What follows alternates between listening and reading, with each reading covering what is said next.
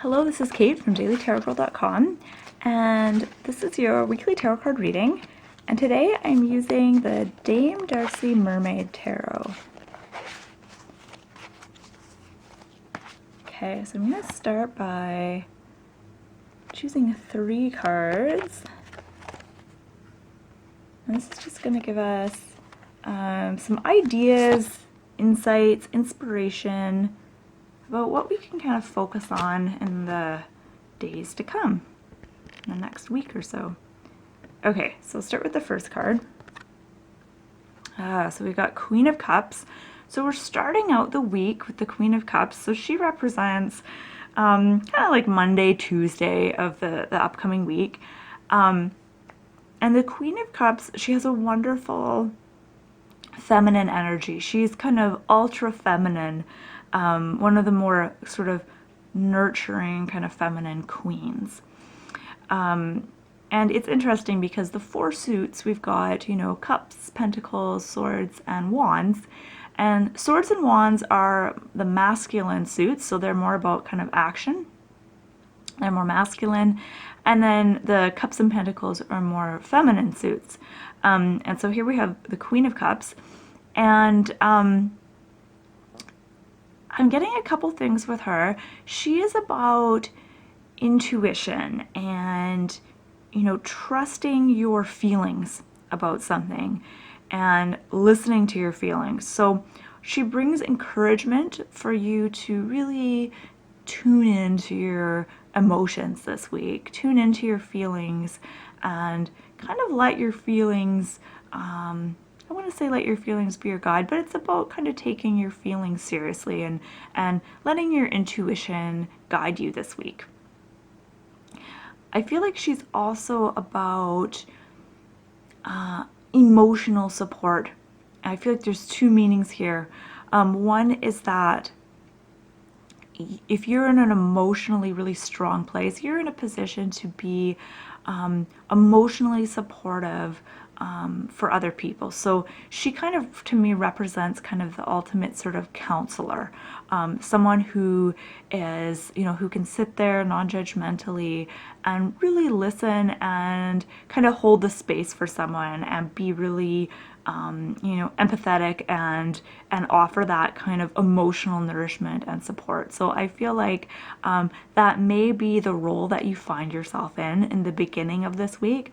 But if you're feeling the opposite of that, if you're like emotionally kind of vulnerable, then this could be an indication to seek out someone who is like this. So maybe seek, you know, counsel from a good friend or a family member, or even a professional if you feel called to do that.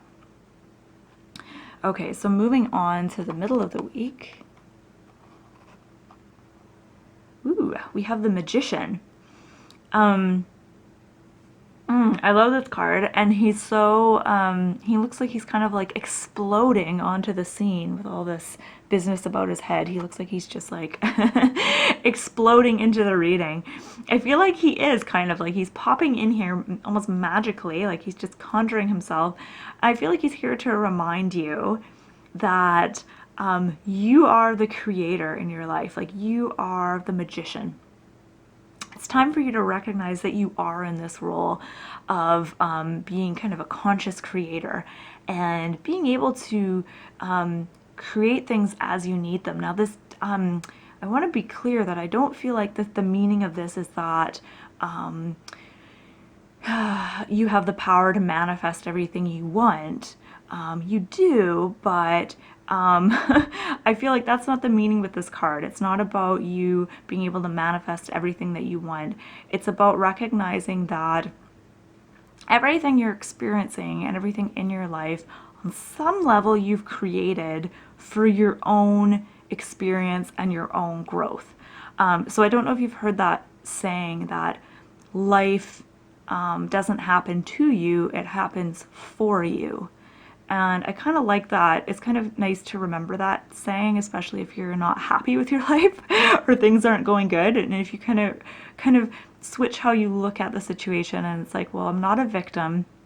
This isn't happening to me, but it's happening for me as some kind of challenge, or something that's going to help me figure something out, or tap into a particular strength that I have.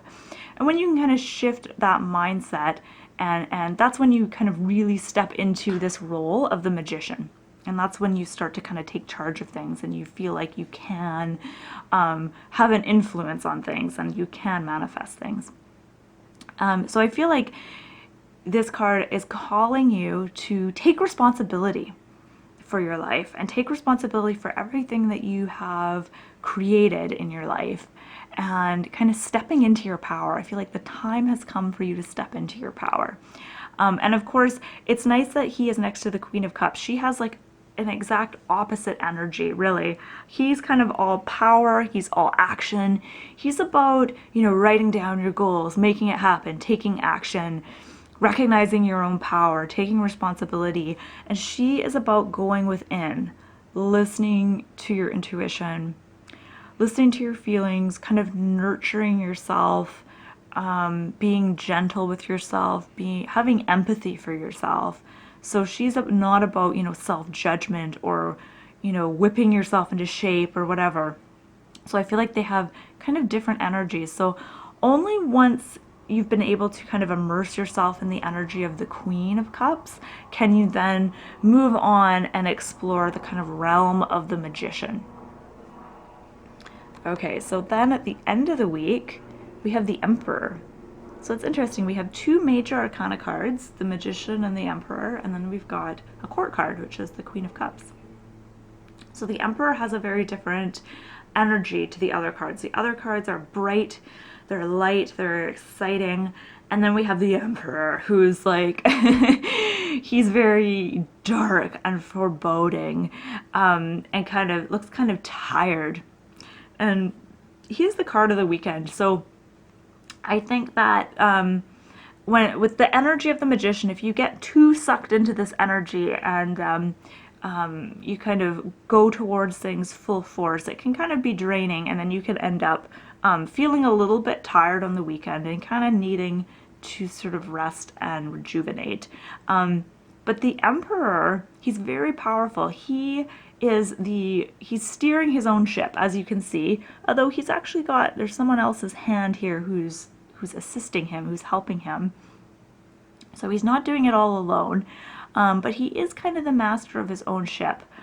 The Emperor is about making your own rules and basically being a rebel. So you don't necessarily think of that when you look at the Emperor, that he's a rebel, but he is. And this is about kind of getting clear on how you want to live your life, what your rules are, what your values are, what is important to you, regardless of what other people might say or think.